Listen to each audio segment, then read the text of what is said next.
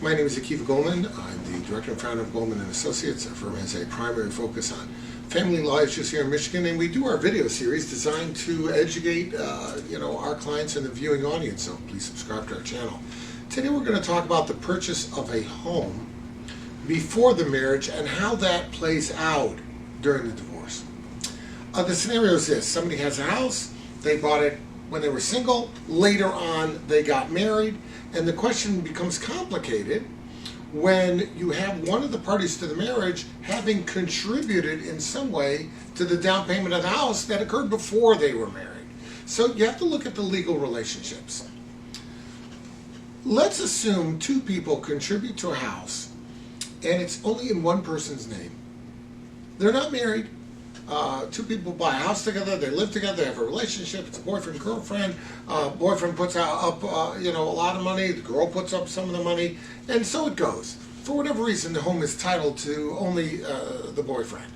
Now they split up. What do? Well, if the house is in both names, it becomes it's more simple because they both own the asset. If they want to divide it, I suppose they can partition it or do some other things, but there may be legal remedies available. If a person is not on the house, so all they have is the idea that they contributed, and maybe they can show they contributed. Maybe there's a copy of the check that they gave at the closing. So theoretically, they would have a claim in that they had participated in the purchase of a house belonging to someone else.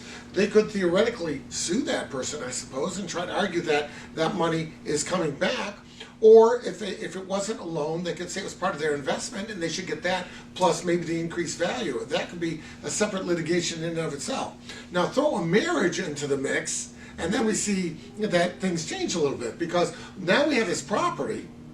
It's only in one person's name. It remained in one person's name, but yet the spouse contributed to it and can prove that they contributed to it. So what happens in that situation? Well, really, since we're talking about the value of the house before the marriage, and since we're talking about can I get my money out of it, it would be the same thing. The divorce would deal with the issues that relate to the divorce. The court could very well say, you know what? That issue I'm preserving, but it's not part of the divorce. This predates that. You have the same rights that you had before. I'm not touching that. I'm going to just get you divorced for what are the marital assets, and the court could very well do that. A lot of times the judges will, in order to not foster additional litigation, a lot of times the courts will say, you know what? Yes, it was before the marriage, but why don't we take care of it in this way? So theoretically, she put up $7,000. She's got $7,000 coming back. Why don't we give her a better share of this? You'll avoid being sued later on. You're going to have to pay attorney fees to defend yourself, even if you're right, even if you're wrong.